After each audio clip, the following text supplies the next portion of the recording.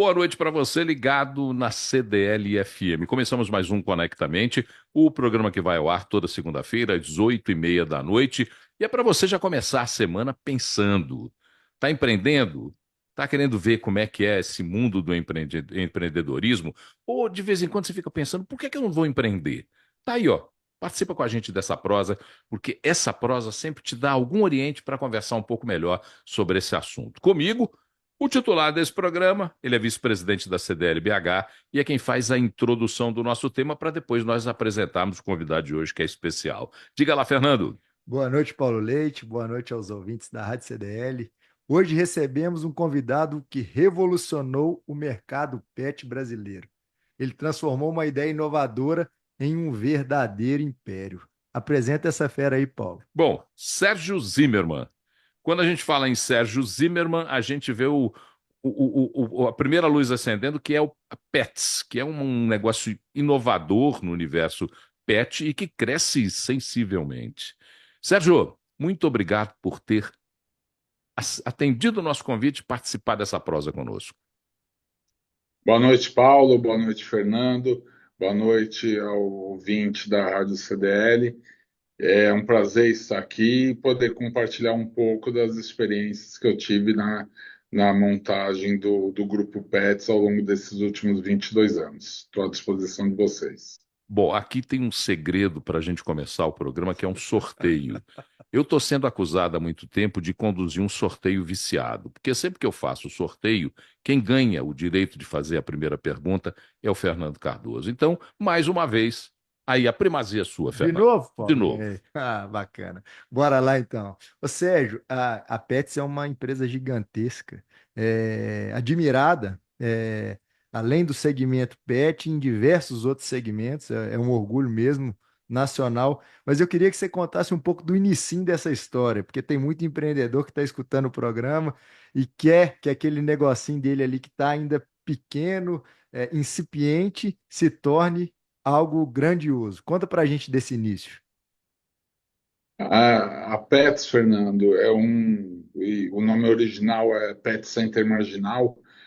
É, quase que é um acidente de percurso na trajetória de empreendedorismo, na medida em que a minha outra atividade empreendedora, que era um atacado de alimentos e perfumaria, no ano de 2002 eu quebrei e eu precisava recomeçar. E Pet Center Marginal foi o segmento que eu acabei entrando.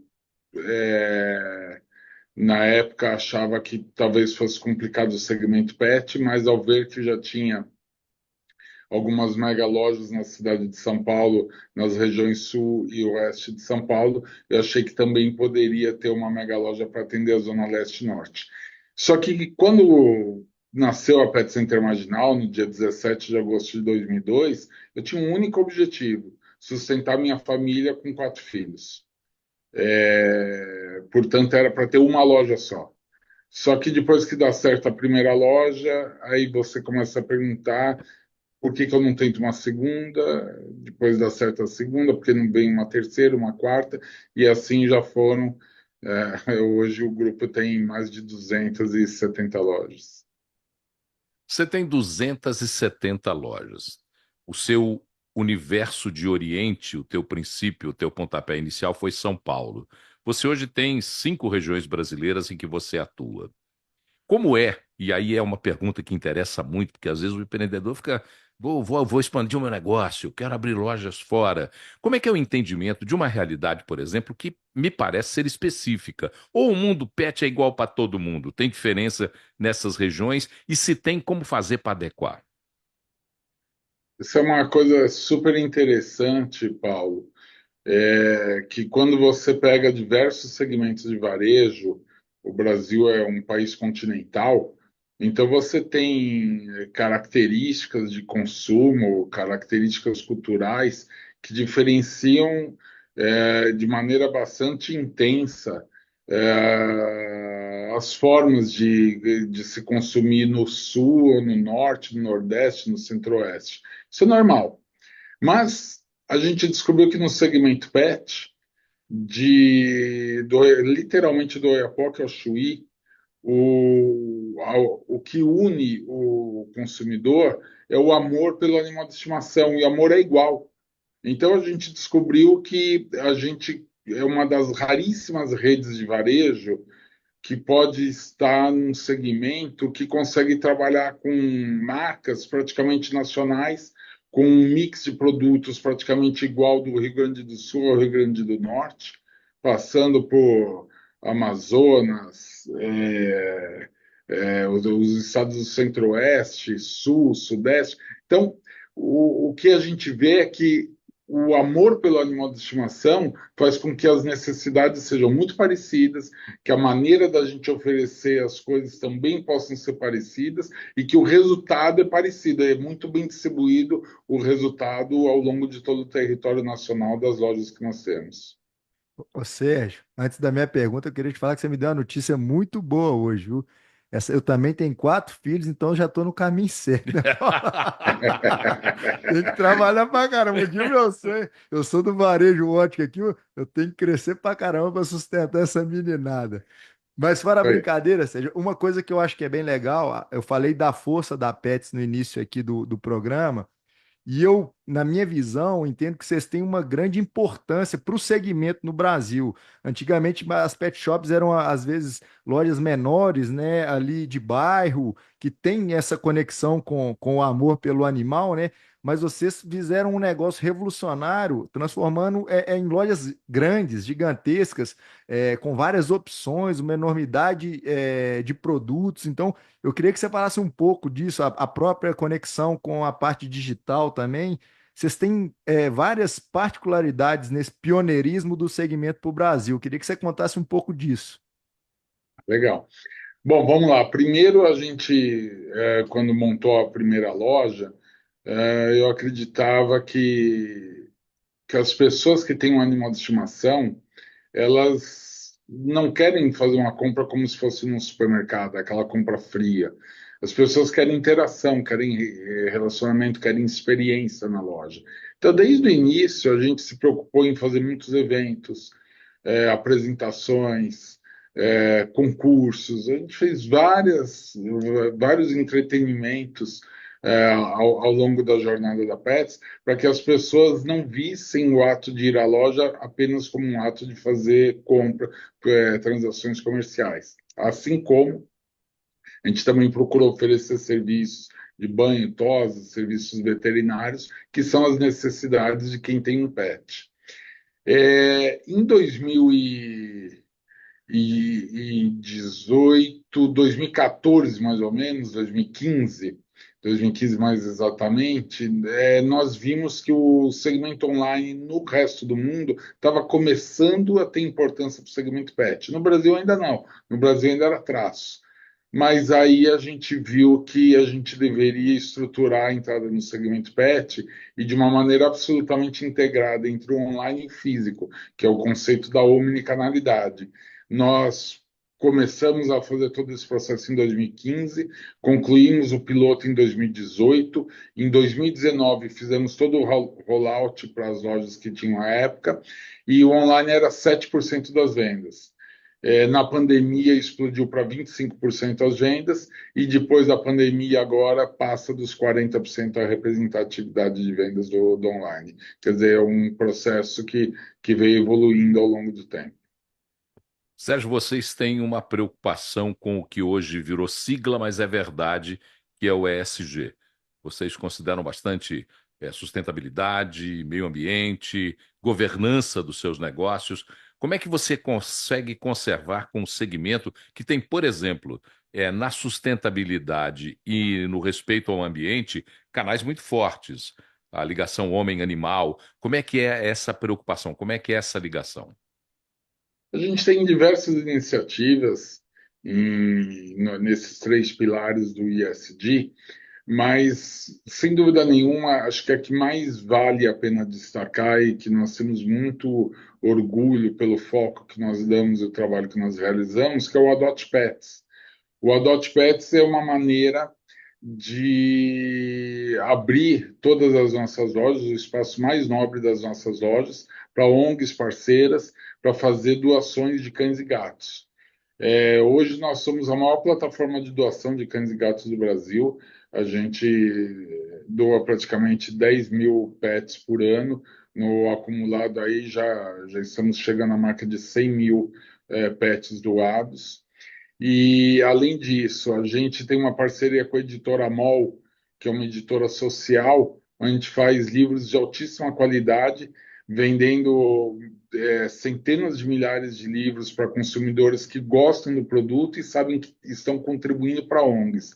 Só para que vocês tenham uma ideia, Paulo, Fernando e ouvinte que está nos acompanhando aqui, esse projeto de vender livros a preços acessíveis com renda revertida para a ONG, nos últimos poucos anos, já reverteu mais de 10 milhões de reais em doação para ONGs parceiras. Esse é o maior projeto de apoio a ONGs do setor PET existente no Brasil.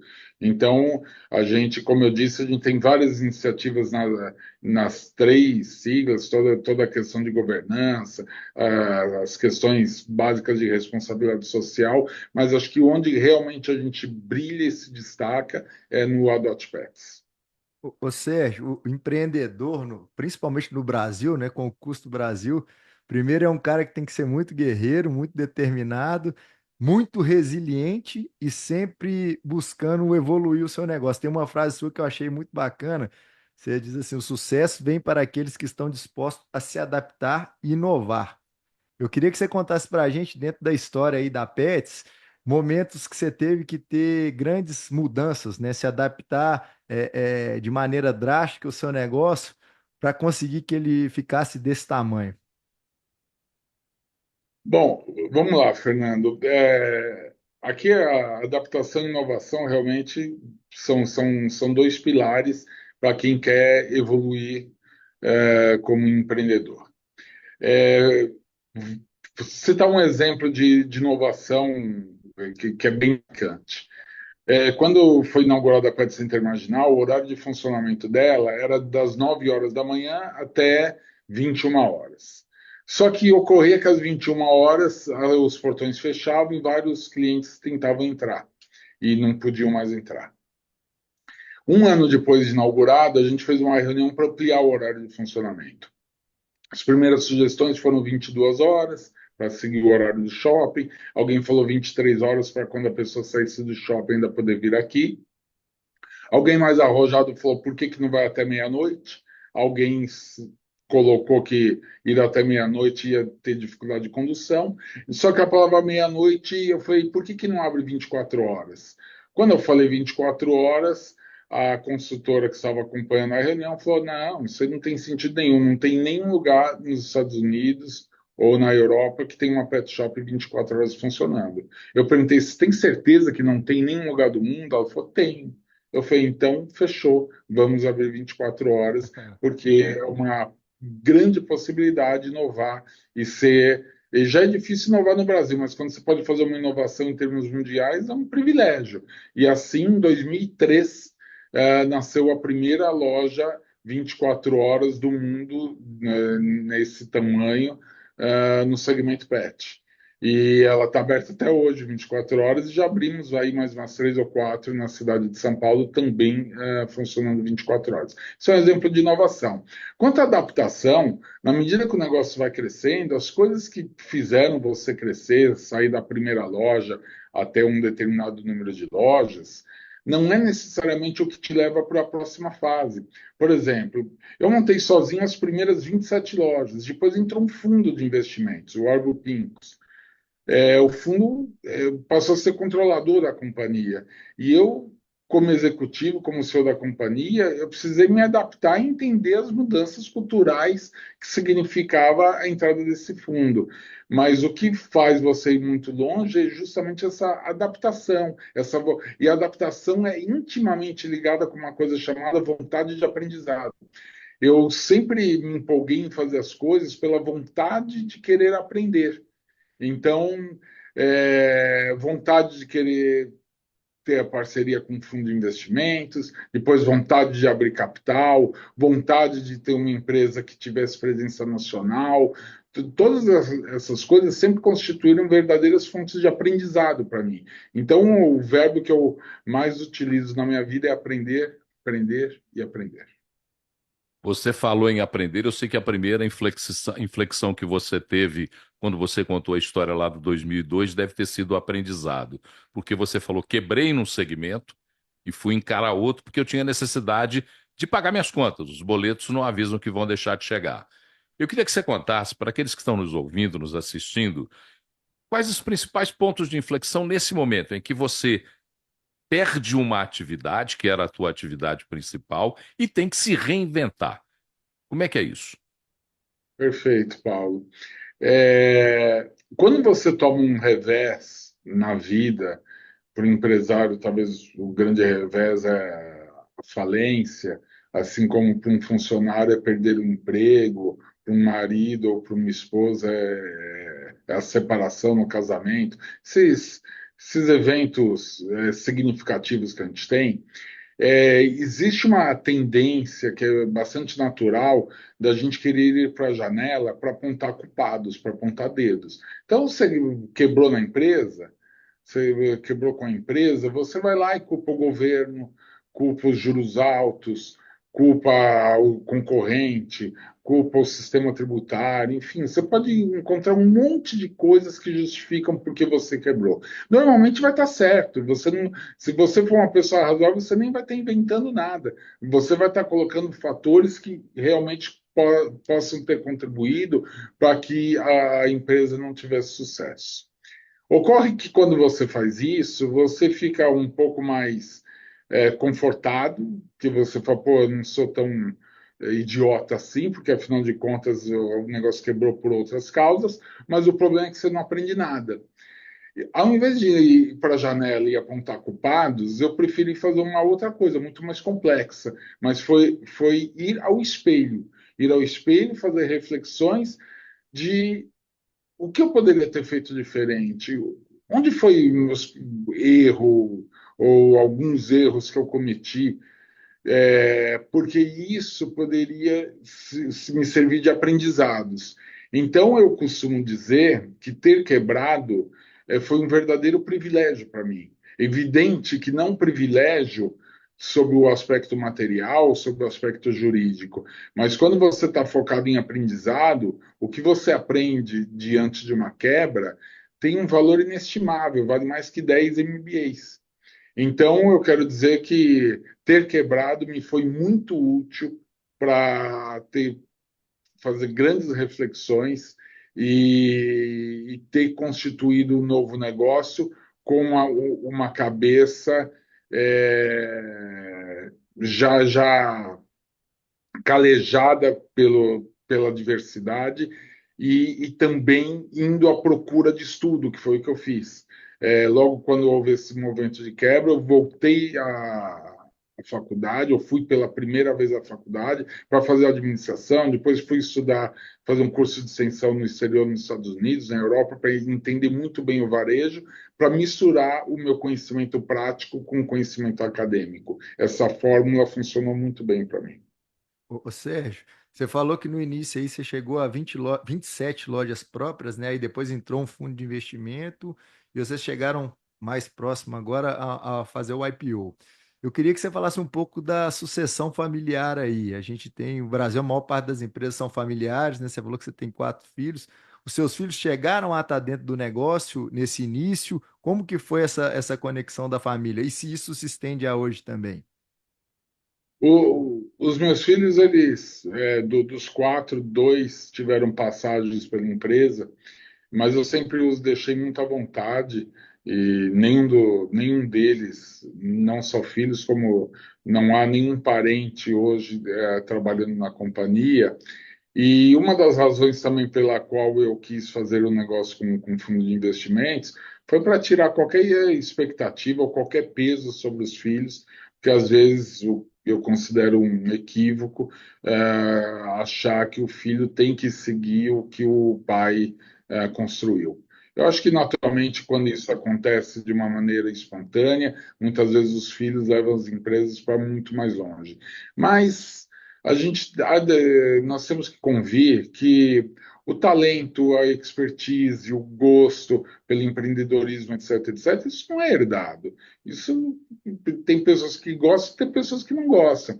O que é herdado, na verdade, é a propriedade de alguma coisa. Isso pode ser dado, as ações de uma companhia podem ser dadas, mas não o espírito empreendedor. Então, na medida que isso não aconteceu naturalmente, me foi muito claro que eu deveria profissionalizar a empresa para perenizar a existência da Pets na linha do tempo.